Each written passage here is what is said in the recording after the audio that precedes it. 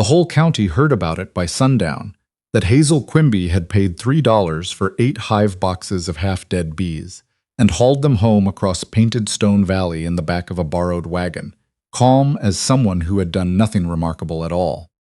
Most people thought she'd lost her mind. A few thought she'd been cheated. The auctioneer, a narrow man named Fulton who ran the Thursday sales out of Ferris's barn, had called the lot twice before she raised her hand, because the first time he'd assumed the pause meant no one was going to bid at all. The estate sale was for the Aldgate property. Old Clem Aldgate had kept bees on the Eastern Ridge for 22 years before he died in February, and his nephew, who had traveled 3 days from Cincinnati to settle the affairs, made it clear in the way he moved through the barn that he wanted everything gone by noon. The nephew did not know anything about bees. He had listed the hive boxes under miscellaneous and written a note on the board. 8 hives, uncertain condition as is, opening at 50 cents. Nobody opened at 50 cents. Hazel had been watching the hives since the sale started.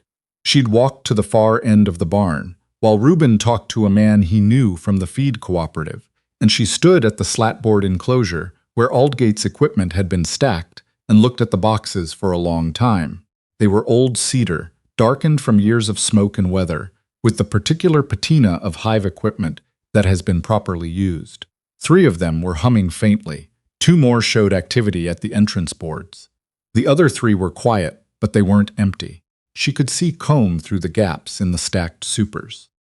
She put her hand near one of the active entrances and felt the warmth coming off it. Not a dying hive. A cold one. Different problem, different solution. When Fulton called the lot and nobody moved, she bid $3 even. The room turned to look at her with the particular attention that comes when someone does something everyone else has already decided against. She felt it without looking up. Reuben had come to stand behind her by then, and she heard him say her name once, low, and she didn't answer. $3, Fulton said, sold. The laughter came from the corner where Fenwick's men were standing. Carlton Fenwick himself wasn't laughing. He was watching her with the flat, estimating look of a man who files things away. But his men were laughing, and the 2 farmers from the south end of the valley were laughing, and old Dunlop from the hardware store was grinning at nothing in particular, the way people grin when they want to be included in a joke without knowing quite what it is. Reuben helped her load the boxes without saying much. He was a patient man, Reuben Quimby, broad through the shoulders and careful with his hands, the kind of man who asked the second question instead of the first, and usually asked it better. He'd been that way since she'd married him 6 years ago, and she'd come to rely on the particular quality of his silence, that it wasn't absence, just waiting. They drove home in the early afternoon. Painted Stone Valley ran east to west along a creek that dried to a trickle every August and came back full in October. The Quimby place sat on 28 acres of the southern slope, above the creek bottom, on ground that tilted sharply toward the sun most of the day. Previous owners had tried a kitchen garden, then a hay operation, then someone had fenced it for sheep and given that up too. The soil was shallow over limestone, and the slope shed water before it could soak in. What grew there grew because it wanted to. Sage, rabbit brush, wild bergamot, a sprawl of sweet clover along the upper fence line, and a patchwork of small flowering things that came and went with the rains, and that no one had ever bothered to catalog. 3 weeks before, their cow Penny had stopped producing. She was 12 years old and had been giving less than a quart a day for months, which Hazel had known was coming, and had been trying not to account for too directly, because the numbers, when she ran them, said what she didn't want them to say. They had $47 in the household account. They owed $190 on the land note to the Mineral Creek Bank, due in October. Reuben picked up work where he could. Fence repair, day labor at harvest. But the slope land they owned wasn't producing anything worth selling, and Hazel had been thinking about that since February with the focused attention of someone who cannot afford to stop. She'd been thinking about bees since March. The thought had started a year earlier, when she'd stopped to help a woman named Dolores Vasquez, whose wagon had thrown a wheel on the East Road. Dolores was 70, maybe older, and kept bees on a piece of ground 2 miles further up the ridge that everyone in the valley called worthless, rockier than the Quimby slope, drier, with almost no trees. But her bees were everywhere. 6 hives running strong, and Dolores had showed Hazel, with the patient thoroughness of someone who has explained the same thing too many times, what the slope produced that nobody paid attention to. The sage that ran for a quarter-mile in full sun, the rabbit brush that bloomed when almost nothing else did, the bergamot and sweet clover, and the dozen nameless small flowers that filled the hours between what the ranchers called useful and what actually fed a hive through a long summer. The bees don't need what you think they need, Dolores had said. She'd let Hazel taste the honey, dark and thick, with a sharpness that came from the sage and something else underneath she couldn't name. They need what's already here. Hazel had stood on that rocky slope for a long time, looking at her own slope half a mile away. She spent the first week moving the hives carefully to the upper pasture, where the clover was thickest. Reuben helped on the evenings he wasn't working, and they built a simple stand from scrap lumber that held the boxes level despite the tilt of the ground. He didn't say he thought it was a bad idea. He also didn't say he thought it was a good one. He asked questions about the bees' needs, about what she planned to do with the honey, about whether she'd worked hives before, and she answered what she could and told him plainly what she didn't know yet. She'd kept 3 hives with her grandmother as a girl. Not enough to call experience, but enough to understand the logic of them. She wrote down everything she remembered in a small ledger she kept in the kitchen drawer and added to it each morning after she'd watched the hives for 20 minutes. 3 of the 8 had come through the winter week. She fed them sugar syrup for the first 2 weeks and moved them to a sunnier position on the stand. 2 of those recovered. The third she found empty on a Wednesday morning, in the second week of June, the combs stripped and the cluster gone. She opened it and sat with it for a moment, because she couldn't afford to lose a third of a hive and not feel it, and then she cleaned the box and stacked it for reuse. The other 7 were producing by mid-June. The sage had come into full bloom on the slope, and the bees were working it from first light. Hazel watched them sometimes from the fence line in the early morning. The way they moved from plant to plant with the focused efficiency of animals doing the exact thing they were built for, and felt something settle in her that had been unsettled since winter. By the end of July she had her first harvest. Not large, 14 pounds of capped comb from the 2 strongest hives, extracted by hand with equipment she'd built from Dolores's description, and a piece ordered from Morrison's catalog. The honey came out dark amber, nearly brown, with the particular smell of late summer sage in full heat. She put it in 4 glass jars she'd saved from preserves and set them on the kitchen table. Reuben came in from the barn and stood over the jars for a moment. He opened one and tasted it. He didn't say anything right away. He tasted it again. "How much of this can we make?" he said finally. "Depends on the hives," she said. "If all 7 run through fall, and I add supers in August, maybe 80 to 90 pounds by October." And the price. She'd been thinking about that. She told him what Dolores got for her honey, 18 cents a pound at the general store, which was Fenwick's price, the only price in Painted Stone Valley, because Fenwick's was the only store. She told him what she thought it was worth to a different kind of buyer. The color and flavor were not what anyone in this valley was selling. It wasn't clover honey, plain and mild. It was something else, and something else had a different price if you found the right counter to put it on. She needed to find that counter. Word moved through the valley the way it always moved, through women's conversation, at the post office, at church. Hazel heard third hand that Carlton Fenwick had mentioned her bees at the cattleman's supper as an example of the kind of investment a person made when they'd run out of real options. She heard this from Fern Pickett, who lived a mile down the road and had the slightly guilty expression of someone delivering news they half enjoyed. Hazel thanked her and didn't say anything else about it. 2 weeks later, Fern stopped by on a Saturday morning and asked, with the elaborate casualness of someone who has been wanting to ask something for a while, whether she might buy a jar. "I just want to know what the talk is about," Fern said. Hazel opened a jar and let her taste it from a spoon. The silence afterward lasted 4 seconds, which was 2 seconds longer than polite consideration. "That's not what I expected," Fern said. "No," Hazel said, "it isn't." Fern bought 2 jars at 22 cents a pound, paid from the coins at the bottom of her coat pocket, and drove home. 3 weeks after that, she came back and brought her neighbor. Then her neighbor sent her sister-in-law. By September, Hazel had sold 31 jars through direct sales and had a list of 8 households who wanted more in October. It wasn't enough. The local sales helped, but the note on the land was $190, and local demand wasn't going to cover it at 22 cents a pound, not by October. She needed a larger buyer, and larger buyers were not something Painted Stone Valley contained. She'd been thinking about the mining camps east of the ridge. 2 of them, Ridgeback and Coppergate, ran year-round crews of 40 men or more. She'd seen their supply wagons on the East Road and knew they went through Fenwick's store, which meant Fenwick controlled what they bought and at what price. She needed a freight captain who ran independent of him. She found Archer Mull on a Tuesday in late September, when his 3 wagons stopped at the East Road Junction to water the teams. She'd loaded a sample jar into her coat pocket that morning on the theory that you didn't find a buyer if you weren't carrying anything to sell. Mull was a lean man in his late 40s, weathered in the particular way of someone who spent 11 months a year outdoors and 1 month resenting it. He ran a circuit between 6 mining operations along the eastern ridge and came through the valley twice a month. She introduced herself, told him what she had, and held out a jar. He unscrewed the lid and smelled it before he tasted it. She noticed that. A man who smelled it first knew what he was evaluating. "How long does it keep?" he asked. "Years," she said, properly sealed, no refrigeration needed. "Gets better."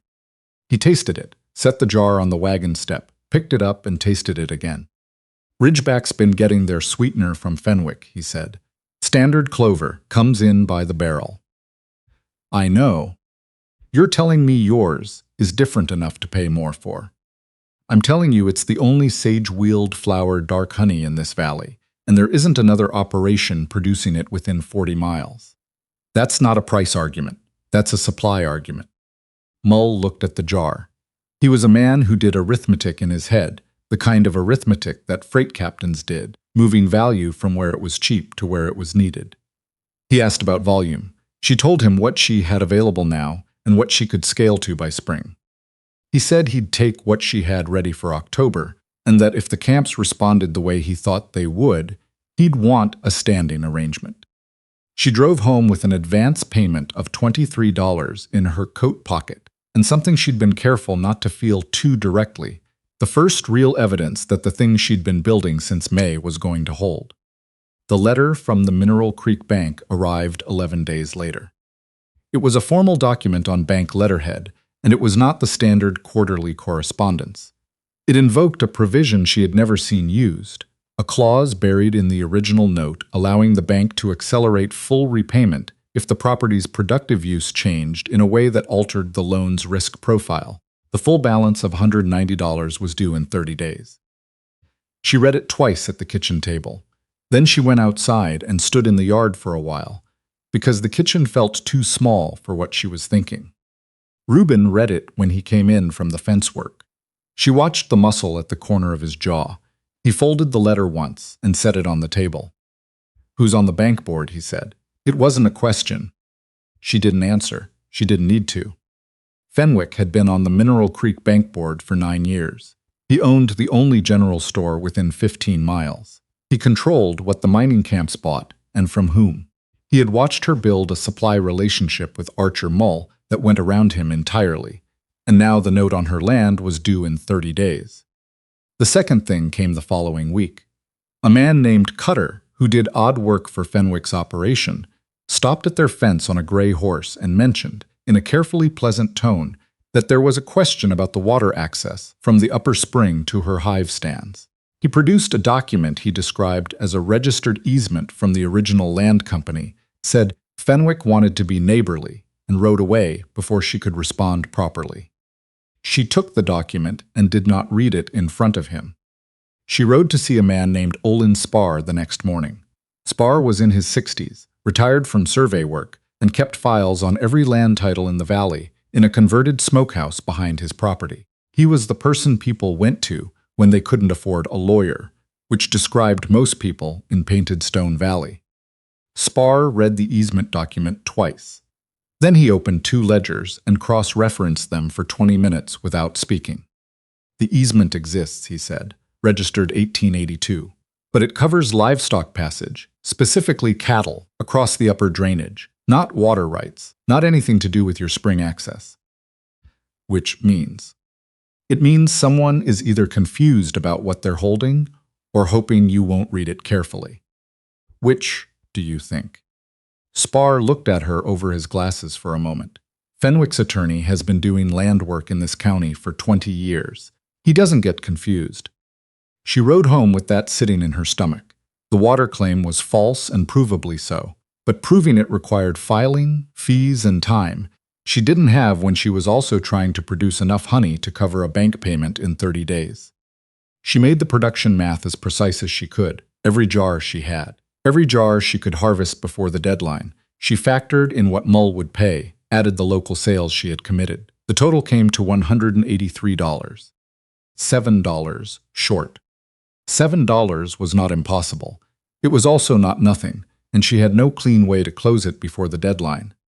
The first week of October brought early cold, and then, on a Thursday, snow. Not the dusting kind. Real snow, coming down from the high country and settling fast. 2 inches by noon and more behind it. The east road, the one Mull's wagons used, was passable until Friday morning and then wasn't. The road crew wasn't planning to clear it before Monday. She stood at the kitchen window and thought about the calendar. Mull couldn't reach them. The payment she'd been counting on was 40 miles east in a wagon that wasn't moving, and 30 days from the bank letter was a number that did not care about snow. How short? Reuben asked, coming in from the barn. $7. Without Mull's payment, 7. He absorbed that. She could see him running the same arithmetic she'd already finished, arriving at the same place. We could ask. No one in this valley has money to lend in October, she said, and even if they did, $7 paid exactly, and nothing more left her at the edge of the next problem, because Fenwick wasn't going to stop. Making this payment and walking out with nothing to negotiate from was not a plan. It was a delay. She looked at the window. The snow was still coming down. She thought about what Dolores had told her the first time she'd asked about selling honey in the valley. You wait for the buyer, and the buyer sets the price. You go to the buyer, and you set it yourself. She thought about Mull's wagons, stranded at the East Junction. She thought about the mining crews at Ridgeback and Coppergate, 40 miles out, with a supply captain who couldn't move and no fresh provisions coming in. I'm going to them, she said. Reuben looked up. Mull is stuck on the East Road. The camps he supplies are stuck without him. If I can get through on the ridge cut, the old logging road above the flood line, I can reach those crews before anyone else can. She was at the table already, pulling out the ledger. I load the wagon with everything we have ready. The October harvest, the reserved jars, all of it. The ridge cut drains fast, it won't flood. I've been up it. Once, Reuben said quietly. Then I know what it wants from me, she said, which was close enough to true to be useful. He looked at her for a long moment. The snow was pressing against the windows, and the house was quiet around the sound of it. How early? He said. Before light, we load tonight. They spent 2 hours in the cold of the barn selecting jars by lantern. She was particular about it, not grabbing inventory, but choosing the darkest honey, the clearest seals, the jars she'd packed herself and trusted. 34 jars wrapped in straw, loaded into the wagon bed, covered with oilcloth. Reuben lifted, and she stacked, and neither of them talked much, the way people don't when they've already said the important things, and what's left is the work. She lay down at midnight and didn't sleep. She was up at 4, dressed in everything warm she owned, and went to harness the mare while Reuben was still lacing his boots. He stood at the barn door and said he was coming. One of us needs to stay with the hives, she said. If something goes wrong up on that road, we need to still have something to come back to. She meant it practically, and he knew she meant it practically, and that was the hardest kind of argument to answer. He let her go. That took a different kind of trust than going himself would have required, and she understood that, and she did not say so. The ridge cut was worse than she'd expected, and better than she'd feared. The old logging road ran steep for the first mile, then leveled along the ridge spine where the wind kept the snow thinner and the limestone drained before it could ice. The mare picked her footing carefully on the wet shale, each step placed before the weight shifted onto it. Hazel kept the reins loose enough to let her manage her own balance and focused on reading the road ahead in the gray pre-dawn light. She counted the landmarks she'd memorized: the split juniper at the first switchback, the outcrop that marked the halfway point, the long downgrade into the East Valley floor. She reached the junction in 4 hours.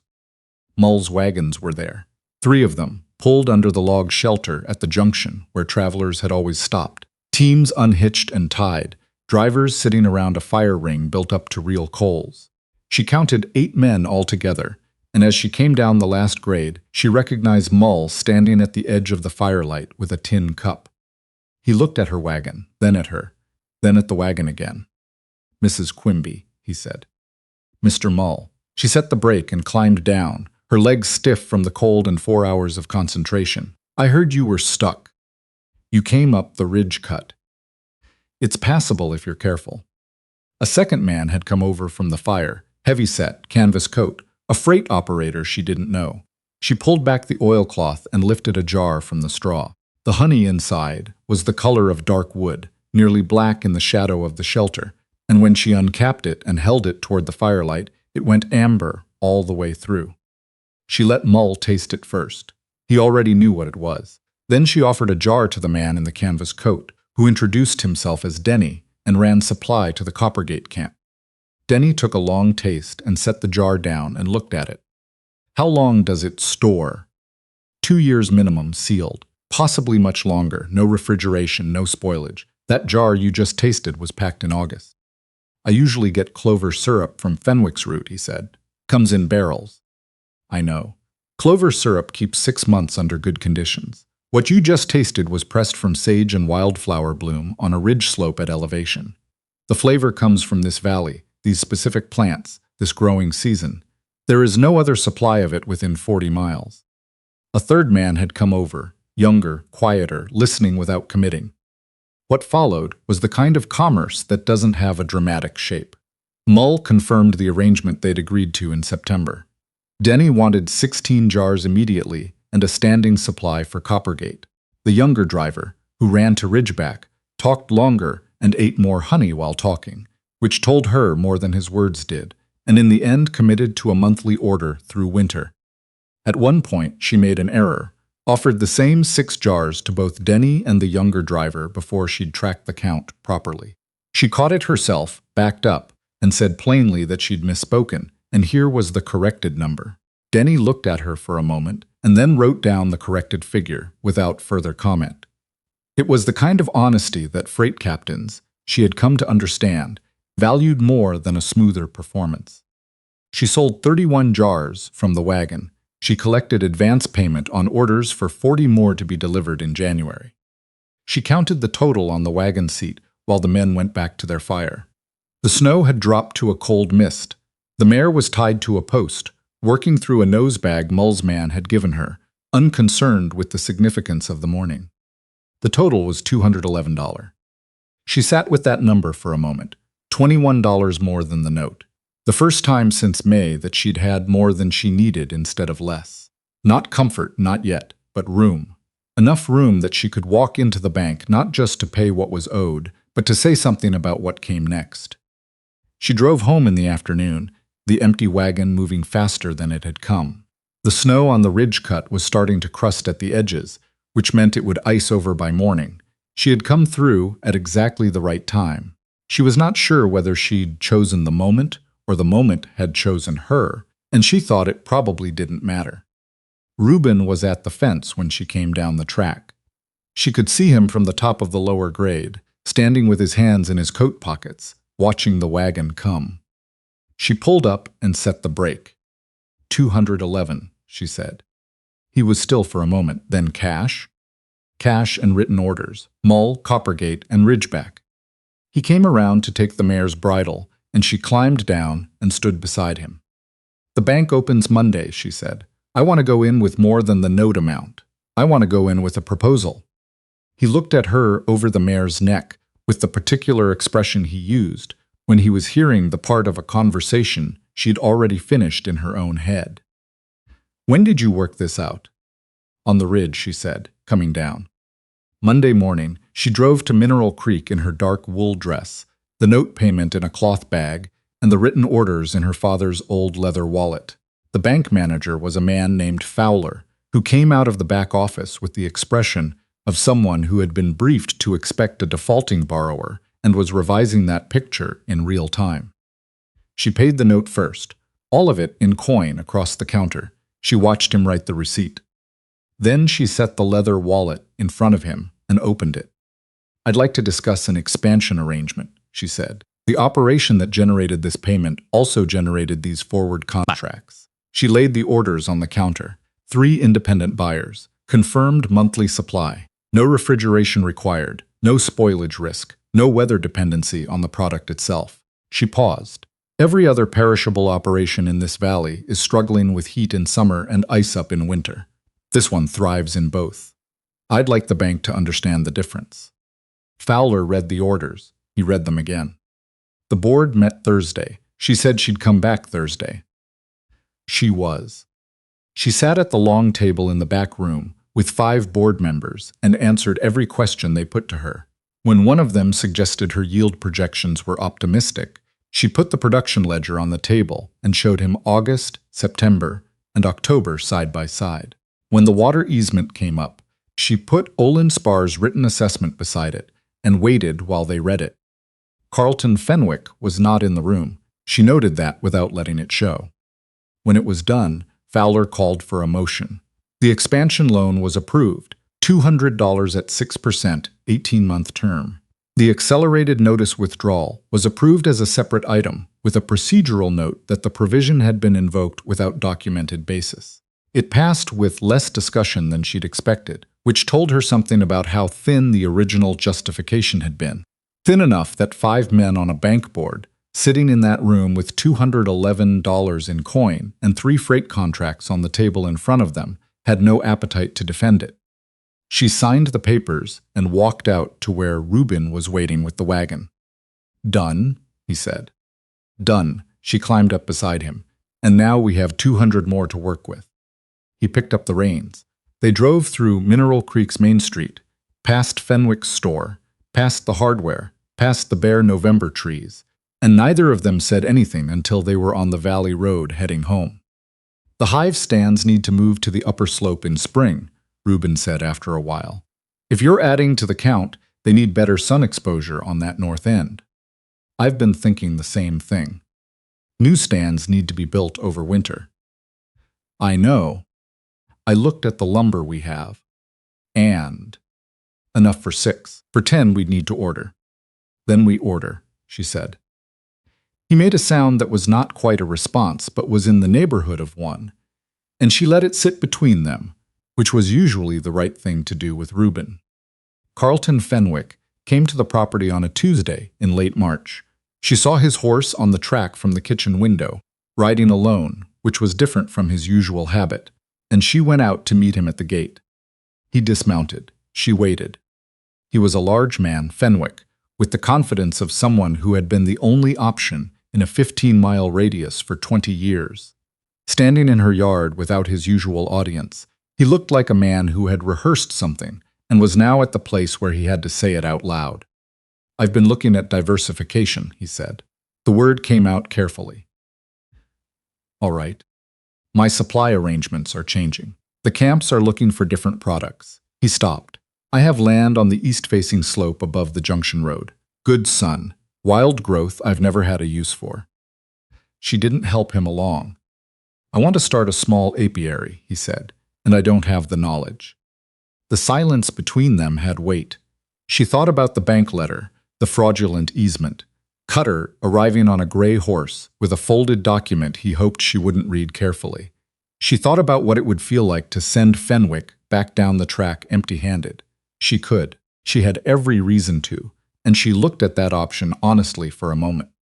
Then she thought about what she was actually building. If the method she'd worked out stayed on her 28 acres, it was a personal success. If it spread, if other families on other rocky hillsides understood that the land they'd been losing to was not worthless, it became something larger. She wasn't sure she was generous enough for that version of the choice. But she was practical enough to know that Fenwick's land and resources working the same model was better for the valley than having them pointed against her.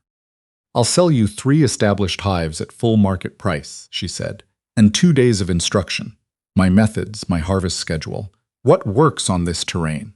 After that, you're on your own." She paused. "And I want a letter from the bank board acknowledging the accelerated notice was issued without documented basis. In writing. Dated." His jaw tightened. "You're on the board," she said. "You can move that." He was quiet for a long moment. On the upper slope, the hives were audible, a low, sustained hum that on warm days carried all the way down to the fence line. She had come to find it one of the more reliable sounds on the property, steadier than wind, steadier than weather. The sound of 7 rebuilt colonies doing exactly what she'd understood they could do, on the exact land everyone had written off as good for nothing. "Agreed," Fenwick said. She pulled the gate open and said, "Come look at the hives." By April, 3 neighboring families had come to ask questions, not about bees specifically, but about the slope land, about wild growth, about whether what she'd done on 28 rocky acres could be done on their rocky acres. She talked to each of them for as long as they wanted. She showed them the stands, the extraction setup, the ledger she kept on production rates. She didn't make it sound easy. She also didn't tell them it was impossible, because she'd been told it was impossible, and she knew what that was worth. Fern Pickett's husband started 2 hives in May on the scrub slope behind their barn. Dolores Vasquez, who had started all of this without knowing she'd started anything, came by one afternoon to look at Hazel's expanded setup and nodded at the new row of stands, with the expression of someone who had always known this was coming and was simply pleased to see it arrive. There was a territorial agricultural exhibition held in Copper Ridge that August. Hazel had never entered anything before. Archer Mull had mentioned, in his practical way, that the buyers he was connecting her with in the Eastern Territories paid attention to exhibition results the way they paid attention to a proven track record. She entered 4 jars, the darkest of the summer harvest, capped and sealed in late July. The panel awarded her first place in the specialty honey category. The judge, a woman from the Land College in the Northern District, pulled her aside after the announcement and asked whether she'd be willing to correspond about the sage wildflower varietals and their relationship to elevation and bloom timing. Hazel said she wasn't hard to find. She drove home with a small bronze medallion and a ribbon, the color of the darkest jar on her harvest table. Reuben looked at the ribbon when she handed it to him, turned it over, handed it back. "Where do you want it?" She thought about it. "Hive stand," she said. "On the post where I can see it from the morning milking." He looked at her with a full smile, the kind he produced rarely, which was precisely why it meant what it meant. "That's where it belongs," he said. The slope above their property was different now in the places it had never been different before, because 28 established hives working the hillside every day. For 2 seasons had done something to the wildflower distribution she hadn't planned for and couldn't entirely explain. The sage was thicker, the bergamot had spread, the sweet clover along the upper fence line had doubled its reach. She thought sometimes about what that meant, that the land and the bees had been improving each other the whole time, long before she arrived to see it, and that all she had done was stop walking past what was already there. That was not a small thing, but it was the kind of thing that didn't announce itself. It was the kind of thing you found only if you looked and kept looking and trusted what you actually saw over what you had been told to expect.